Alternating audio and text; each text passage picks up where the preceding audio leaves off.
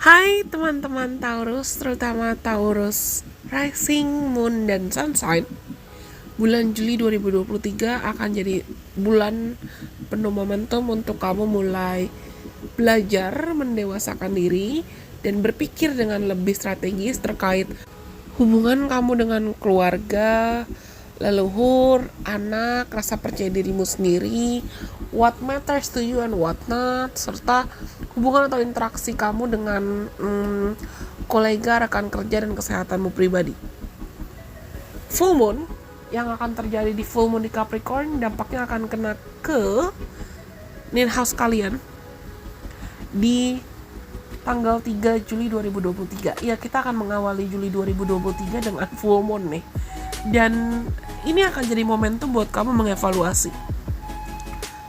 Kalau misalnya ada rencana atau travel jangka panjang, long term travel, mungkin kamu akan lebih selektif memilah dan memilih destinasinya, atau dengan siapa, atau bahkan kamu tertarik untuk mengevaluasi ilmu, beliefs, kepercayaan, bahkan informasi yang selama ini kamu sudah serap dan kamu sudah pelajari, bahkan masih ingin kamu pelajari.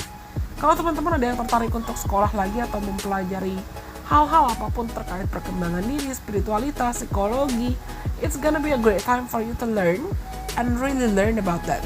Ini akan jadi momentum atau waktu yang baik untuk kamu betul-betul belajar dan mencari tahu tentang kira-kira aku bisa dapat ilmu di mana ya? Atau kira-kira siapa narasumber yang bagus buat aku ya? Atau kira-kira siapa ya yang bisa membantu aku memang mendapatkan informasi-informasi yang aku butuhkan? Siapa yang bisa aku percaya ya?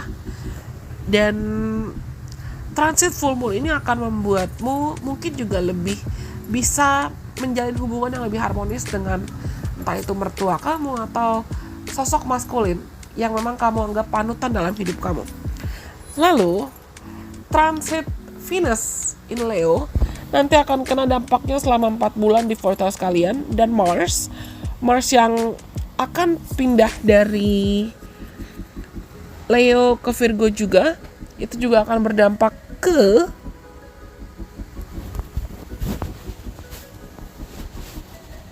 fifth house kalian atau rumah yang terkait bisnis, pekerjaan, karir juga, self expression, anak. Mungkin ada hal-hal terkait keluarga, anak, atau hubungan kamu dengan anak, hubungan kamu dengan inner child kamu, hubungan kamu dengan hobi kamu yang memang kamu perlu perhatikan. Hati-hati dengan argumentasi dengan entah anak atau bahkan dengan dirimu sendiri dan dengan inner child kamu. It is not the time for us to rush. Ini bukan waktu untuk kita rushing atau terburu-buru dan tergesa-gesa, karena lagi banyak planet yang retrograding. Venus, Pluto, Saturn, dan bentar lagi Neptune. Dan waktu yang tepat ini bisa kamu gunakan untuk memperhatikan atau reassessing, memperhatikan dan mengevaluasi hubungan kamu dengan pekerjaanmu sendiri. Kalau misalnya ada yang tertarik untuk membuka bisnis terkait hobi kamu, it's a great time for you to do that. Atau membuka bisnis dengan anak, bekerja sama dengan anak kamu, atau menanyakan bahkan ke inner childmu sendiri, okay, what do we want to do? Kita mau ngapain ya? Kita mau mengekspresikan diri dalam cara apapun lagi ya. Dan ini adalah transit yang sebetulnya sifatnya slow and steady wins the race, pelan-pelan. Kenapa? Karena Jupiter yang transit di first house kamu juga mungkin akan membuat kamu ingin mengevaluasi bagaimana penampilan kamu, bagaimana kamu ingin diterima di publik, bagaimana kamu ingin dihargai di publik. It is not the time for you to rush. Lagi-lagi aku ingatkan, ini bukan waktu atau transit untuk kita terburu-buru atau tergesa-gesa, tapi ini bisa digunakan sebagai waktu dan transit untuk kita susun strategi 5 tahun dari sekarang, 10 tahun dari sekarang, 3 tahun dari sekarang. Kehidupan seperti apa yang mau kamu usahakan pelan-pelan mulai dari sekarang.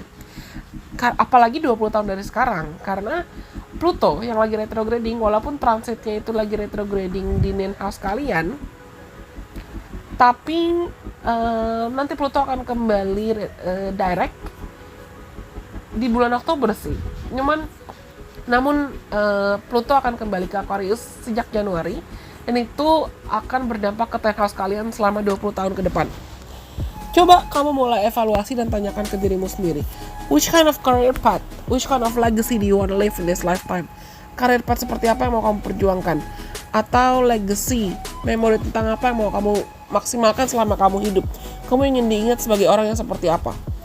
Dan ketika new moon transit di third house kamu, mulai dari tanggal 17 Juli 2023, gunakan waktu yang ada ini atau kesempatan transit yang ada ini untuk kamu mungkin journaling, komunikasi, berinteraksi dengan kakak, adik, atau berinteraksi dengan orang-orang sekitar kamu, belajar short journeys, travel, short term travels, atau belajar dari orang-orang lain, atau belajar dari pengalaman orang lain. Dan ketika Venus retrograding itu, hati-hati, lagi-lagi aku ingatkan, hati-hati ketika kamu berkomunikasi dengan keluarga, anak, dan evaluasi apa yang buat kamu bahagia, apa makna keluarga buat kamu, apa makna cukup buat kamu, apa makna bahagia buat kamu. Mungkin akan ada orang dari masa lalu yang kembali untuk kamu memperhatikan apakah ada isu atau ada trauma yang perlu kamu sembuhkan, atau ada isu atau ada trauma dan memori dari masa lalu yang perlu kamu selesaikan, termasuk mungkin ada kaitan juga dengan kontrak bisnis atau rencana bisnis atau segala hal terkait tanggung jawab keuangan yang perlu kamu evaluasi dan kamu benahi dulu. Take action regarding to that. Kapanpun ada planet yang retrograding, sebetulnya memang bukan waktu untuk kita terburu-buru atau tergesa-gesa, tapi bisa kita gunakan untuk berjalan pelan-pelan, slow and steady wins the race, seperti aku sudah bilang tadi. Dan perhatikan, mungkin banyak di antara kalian yang akan lebih tertarik untuk decluttering ya, atau membersihkan rumah, atau membersihkan koleksi pakaian kamu, membersihkan koleksi apapun yang kamu selama ini cuman aku bisa bilang hoarding atau disimpan-simpan saja tapi belum kamu maksimalkan penggunaannya. Kalian akan lebih memperhatikan kualitas dibandingkan kuantitas dalam periode transit kali ini. Dan ketika Mercury akhirnya joining Mars, Mercury gabung sama Mars tanggal 29 masuk ke Virgo, dan itu juga kena ke fifth house kamu, kalian mungkin akan lebih flirtatious dan kamu akan lebih belajar untuk memaksimalkan energi cinta yang ada. Untukmu mungkin jadi lebih penyayang ke dirimu sendiri, atau berusaha untuk jadi lebih lembut. Tapi hati-hati jangan sampai kamu terlalu banyak mengkritisi diri sendiri, karena ini transitnya di Virgo, di Earth sign.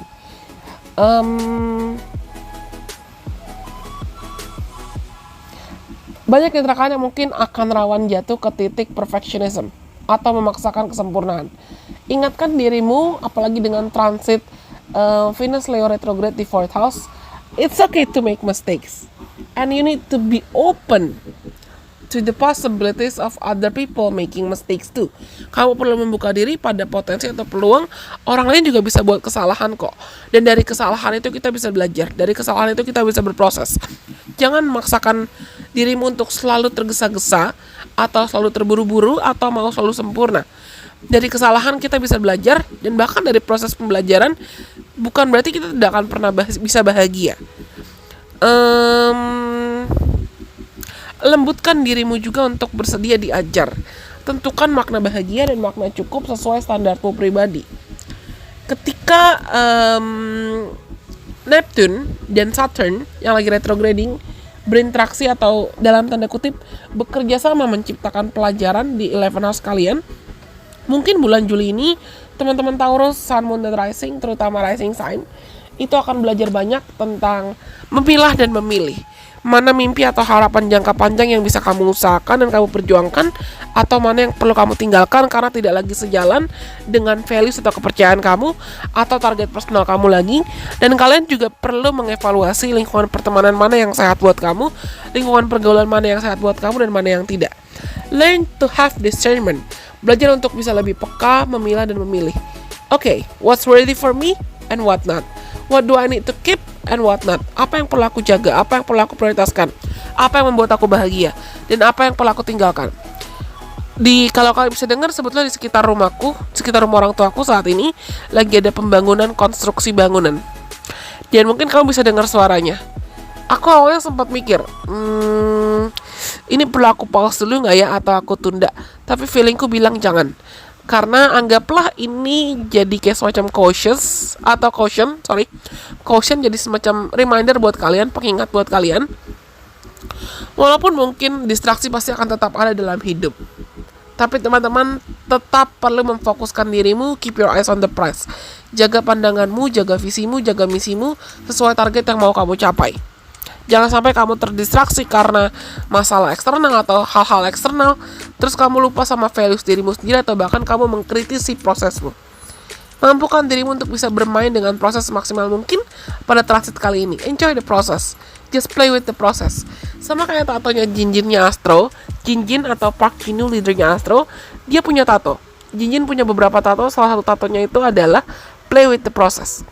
Dan dalam transit ini selama bulan Juli 2023, teman-teman Taurus mampukan dirimu untuk bisa bermain dan menikmati prosesnya. Karena ketika kamu enjoy, kamu akan sangat bangga dan puas dengan hasilnya nanti. Oke, aku rasa ini semua untuk teman-teman Taurus Rising Sun dan Moon. Semoga video ini bermanfaat buat teman-teman. Sampai kita bertemu lagi lain kesempatan. Bye-bye. God bless. I love you guys so much.